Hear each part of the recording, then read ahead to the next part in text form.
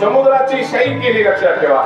म्हणून लिहिणारे कोण आहे? लिखितेने ग्रहित्वा शारदा सर्व कालम, रात राणी दिवस या ठिकाणी ती शारदा त्यांचं वर्णन करू लागली. तरी ते वर्णन करणं अशक्य प्राय आहे. म्हणून समुद्राची शाही, पृथ्वीची पाठी आणि असेतगिरी समस्या. आणि अशा प्रकारे या ठिकाणी ती लिहिणारी प्रत्यक्ष स्वरूपामध्ये सरस्वती देवी. हे देवा, तुमचं वर्णन करणं अशक्य प्राय आहे. म्हणून वेद जाणू गेला, तो पुढे मौनावला. वेदही थांबला, नेती नेती म्हणू लागला आणि बोलणं संपल्या गेलं.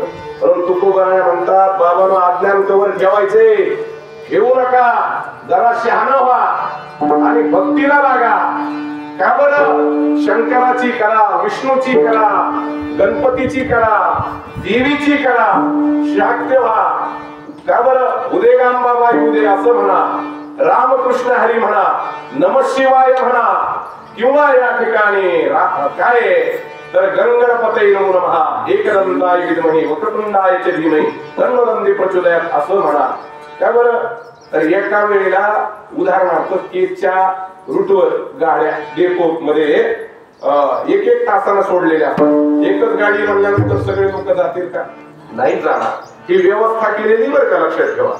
म्हणून ती व्यवस्था अव्यवस्थित परावर्तित होऊ नये म्हणून कोणी देवीकडे लावले, कोणी विष्णूकडे लावले, कोणी महादेवाकडे लावले, कोणी या ठिकाणी गणपतीकडे लावले, विभागणी केली.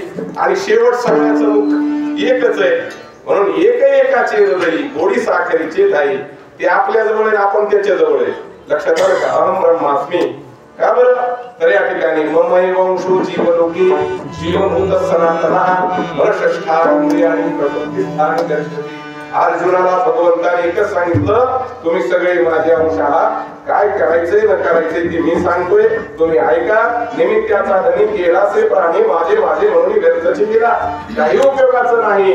म्हणून विभागणी केली म्हणून इथं संख्या कमी, आणि इथं जर विभागणी नसती केली तर आपल्याला 200 माणसाचा स्वयंपाक आहे, 1000 माणसं कुठून भोजन घालावं. म्हणून काही देवीच्या मंदिरात गेलेले, काही योगेश्वरीला भजन करू लागलेले.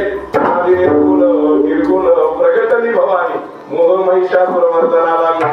कोणी म्हणू लागलेला आहे गायन होई केले त्या चिंतिता विठ्ठले. कोणी म्हणू लागलेला आहे शिव भोळा चक्रवर्ती याचे पाय माझे चित्ती. कोणी म्हणू लागलेला आकार तो या ठिकाणी विष्णू मकार महेश्वर किंवा ओंकार स्वरूपा. कोणी म्हणू लागलेला आहे. अशा वेगवेगळ्या पद्धतीनं विभागणी केलेली आहे. म्हणून बाबांनो, एका वेदांतीचीच आड आहे आणि तिथं जर कोणी भेद केला श्रद्धा राहणार नाही आणि अकृतत्वाचं आचरण केल्याचा दोष माथ्याला लागत आणि शेवटी मनुष्य अधपतनाला गेल्याशिवाय राहणार नाही. म्हणून सव्य काय आणि अपसव्य काय, एकाच नाण्याच्या 2 बाजू आहेत. शेवटचं शब्द